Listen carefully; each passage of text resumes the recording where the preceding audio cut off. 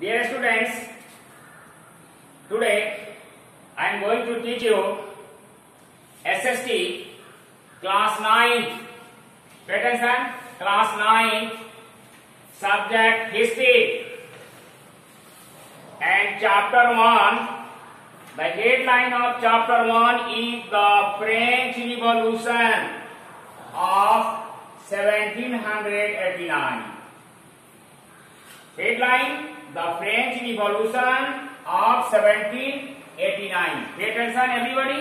Lecture number first. ये history chapter first का lecture first है, इस पर ध्यान दीजिए। सबसे पहले everybody open your books and keep in front of you and pay attention.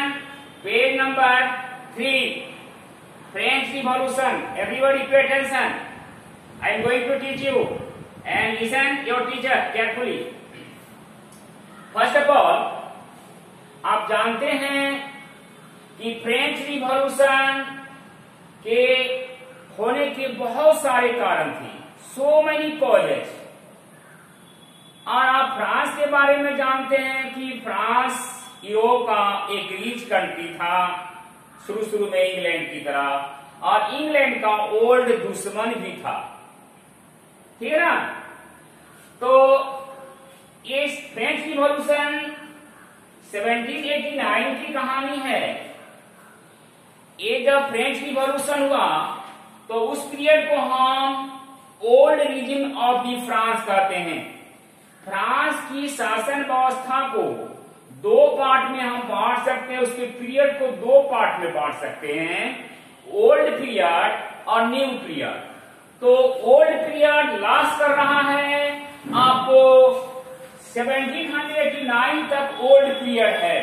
उसके बाद जब फ्रांस की क्रांति हुई, फ्रेंच रिवॉल्यूशन के बाद जो भी चेंजेस हुआ सभी न्यू एज में हुआ, न्यू पीरियड में हुआ।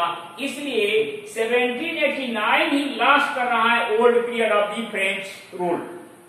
फ्रांसीसी शासन का ओल्ड रिजीम फ्रांसीसी क्रांति तक ही रहता है। आप देखेंगे कि फ्रांसीसी क्रांति की कब से स्टार्ट होता है। तो the French revolution started on 14 July 1789 by 7,000 people militia from the capital city Paris. आप जानते हैं कि पेरिस फ्रांस की राजधानी है, जहां पर राजा के राजमहल है, पैलेस है, और वहां पर एक बिग फोर्ट भी था जिसको बास्टिल फोर्ट कहा जाता है। फोर्ट पिजन और बास्टिल फोर्ट जो था, बास्टिल का जो किला था, वह despotic symbol of the despotic of the absolute rule का यह प्रतीक था। तो आप देखेंगे कि 14 जुलाई को जब 7,000 पीपुल मिलिशिया रिवॉल्यूशन शुरू करता है, तो क्या करता है, रिवॉल्यूशन के शुरू होने के कुछ कारण था। तत्कालीन कारण क्या था, रूमर्स हुआ था, रूमर्स निकला था कि राजा सैनिकों अपनी सैनिक का कमांड कर रहे हैं और सेनाओं को आम जनता पर फायरिंग करने के आदेश देने वाले हैं। इसलिए वहां टाउन हॉल में 7,000 लोग जुट गए, इकट्ठा हुए और ग्रुप बनाकर अटैक करना शुरू किया। तो finally the people of militia March two attack the fortress prison the Bastille. सबसे पहले वे लोग पूरब की ओर बढ़ते हैं और वहां के जो फोर्ट्रेस प्रिजन जो था, बहुत बड़ा किला, जेल के रूप में उस पर रखा गया था, बेस्टिल कहलाता था, उस पर अटैक किया। और वह Bastille decorated, that was decorated with diamonds and valuable gems। Diamond और वेल्युएबल जीम से वह डेकोरेट किया गया था, सजाया गया था। और that was the symbol of the despotic power of the absolute monarchy।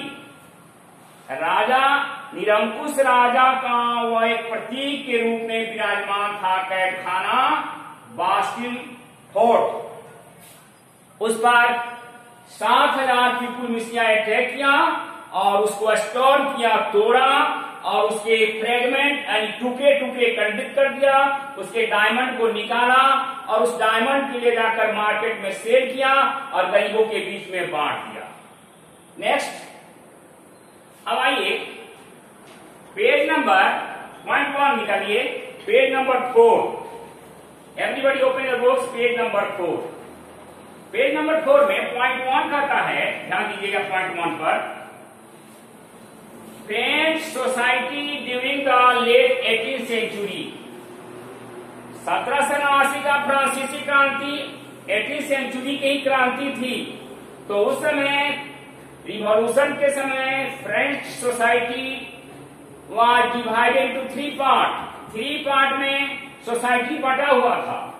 तो ऐसी परिस्थिति में आप देखेंगे कि किंग, उस समय किंग था 16वां लुई, फ्रांस का किंग 16वां लुई था। King Louis 16 was ascended the throne of the France in 1774 in the age of 20। यानी 16वां लुई मात्र 20 वर्ष की उम्र में वह गद्दी पर बैठा। ascended the throne of the France, France की गद्दी को एक्सेप्ट किया, बैठा। लेकिन दुर्भाग्य था उसके जीवन का, जब वह बैठा तो ट्रेजरी, फ्रांस का ट्रेजरी जो राज खजाना था वह खाली था। और बैठा तो उस समय उसकी शादी भी हो गई। He was married to the Austrian princess Marie Antoinette. 20 वर्ष की उम्र में उसकी शादी हो गई। ऑस्ट्रिया की राजकुमारी मेरी अंतोइनेट से उसकी शादी हो गई। जबकि आप जानते हैं, क्या बताएंगे कि फ्रांस और ऑस्ट्रिया एक दूसरे का दुश्मन, पॉलिटिकली एक दूसरे के दुश्मन, फिर भी ऑस्ट्रिया की राजकुमारी से उसकी शादी हुई। ये भी एक दुर्भाग्य की बात है। जनता उससे खुश नहीं थी, फ्रांस की जनता उससे खुश नहीं थी, मेरी अंतोइनेट से। आगे देखेंगे कि जब वह बैठा तो हमने कहा था वह दुर्भाग्यशाली था, क्योंकि ट्रेजरी वाज एम्प्टी, उसका खजाना खाली था। सरकार की हेड बना दिया जाए, खजाना खाली हो और जनता कहे कि भलाई का काम कीजिए, कहां से होगा? तो इसलिए ट्रेजरी खाली था। तो ऐसी परिस्थिति में he wanted to increase the taxes, शासन व्यवस्था को चलाने के लिए टैक्सेस को इंक्रीज करना चाहता था।